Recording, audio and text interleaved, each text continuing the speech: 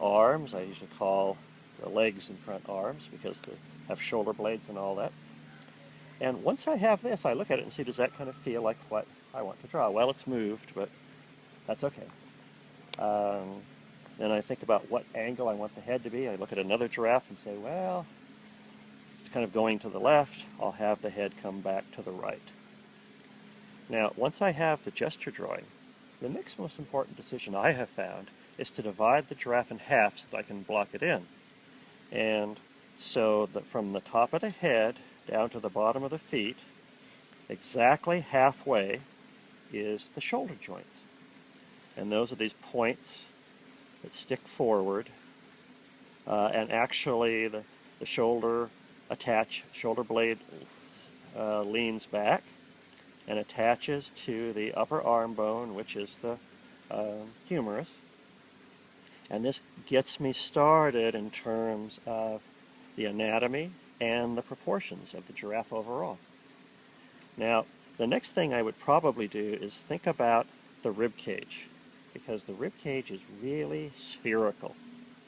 And so I would try to indicate here something of that round ball-like quality of the rib cage.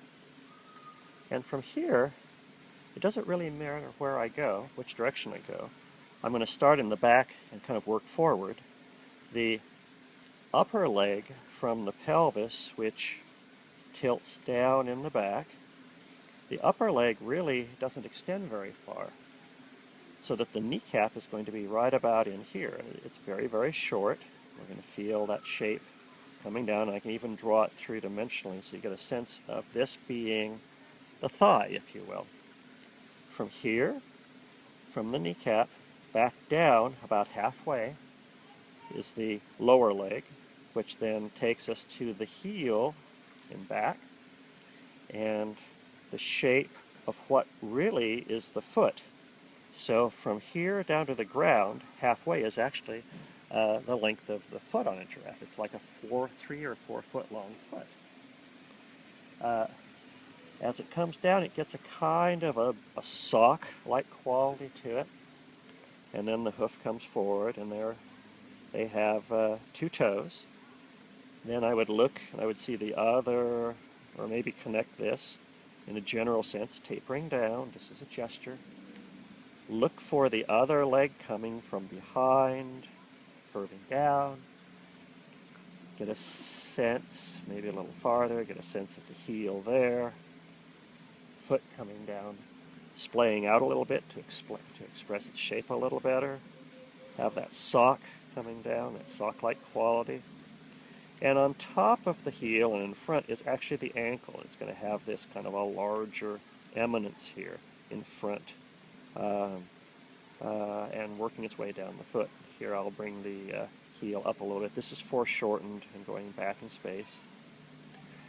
From here, I will look at the front, come back up to the shoulder blade again.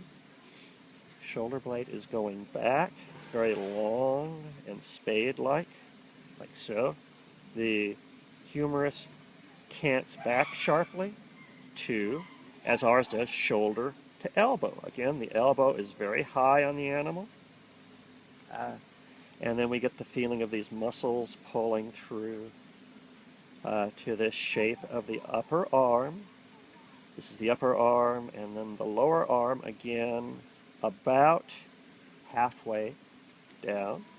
And we see this large boxy shape, which is actually the wrist or the carpal bone.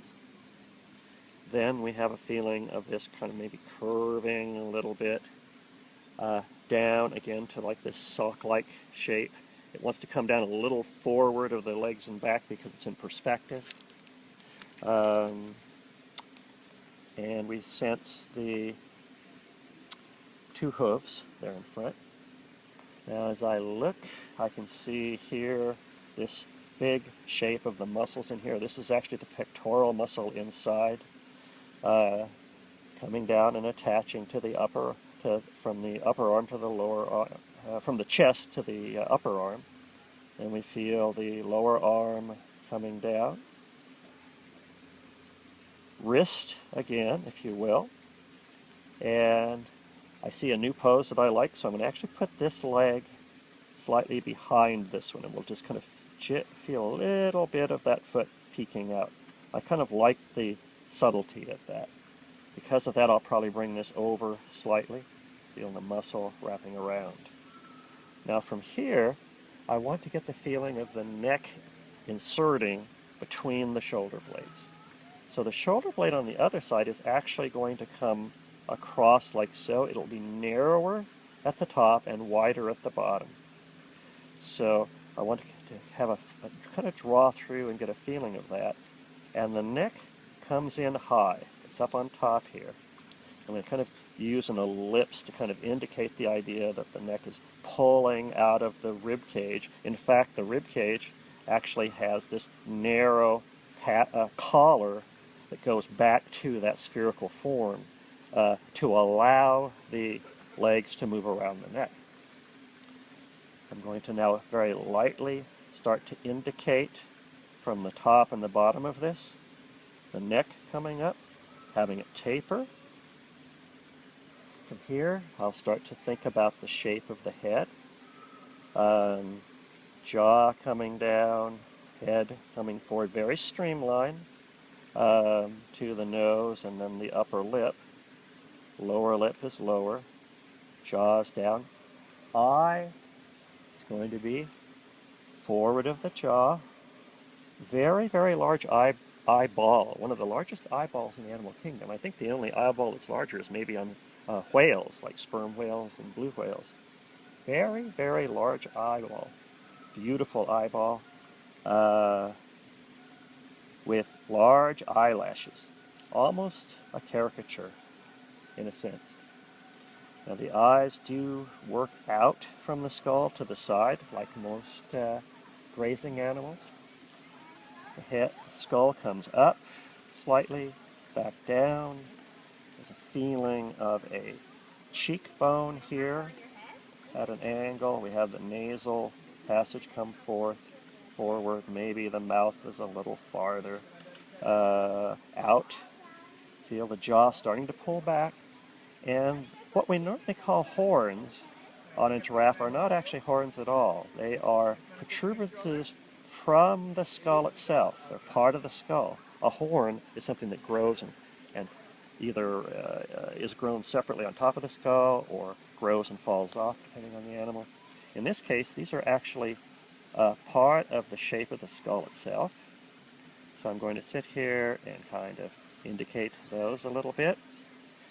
Now with the nose and the eye, there's going to be kind of an alignment in those back to the ear canal, behind the eye and kind of underneath the ears.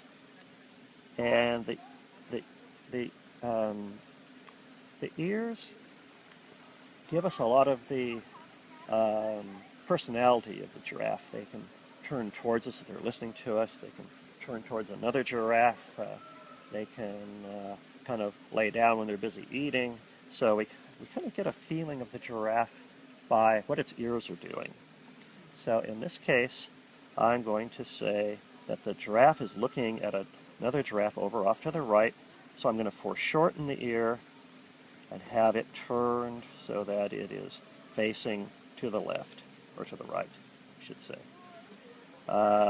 Behind the ear and down below at the base of the skull is, just below that is the atlas vertebra, which is the lever that allows the giraffe to turn its head and so on, the major lever, if you will. So I want to indicate that. Feel the neck come down, kind of maybe pull a line in front so we have a feeling that the giraffe's neck is turning a little bit. That might be fun to add that. So now I'm looking at the whole picture here. The length of the head, I double check the top of the head to the shoulder down to the foot is about equal, so I know that in general the giraffe is fairly close to being proportioned correctly here. Jaw will pull through. As I look here, I might start to develop the eye a little bit more. And the jaw come underneath. And from here now, before I go any farther, I'm going to get a sense of the spinous process, which is the top spine on the vertebra between the shoulder blades here, rises up to a peak and then drops down. And the reason for that is there's all of these tendons attached to that support the neck. So it's kind of like a bridge with these levers, and then these muscles and the tendons rise up the back of the neck to support the head and give it free movement. And you're going to see that from virtually every direction when you look at a giraffe. They almost always show. Now the back drops back fairly quickly. There's going to be a rounding on the haunches back here leading down into this. This actually goes, it's like our calf muscle. It goes inside, and the gluteus goes over the top. So we have that feeling. I want to now have the rib cage sort of become more